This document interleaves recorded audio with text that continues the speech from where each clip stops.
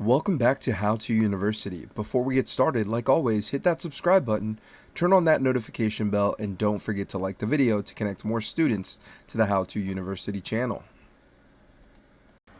In this video today, we're going to teach you how to delete a discount that you no longer want on your website or your store on BigCartel. So what we're going to do is you're going to go ahead and click on account. We're going to go ahead and start all the way over. You're going to hover over the word that says discount. You're going to click on that. Here's going to be a list of active or expired discounts that were a part of your store. So let's go ahead and click on the how to discount. Once you're here, we're going to say, hey, we no longer want to offer this discount to our customers and clients.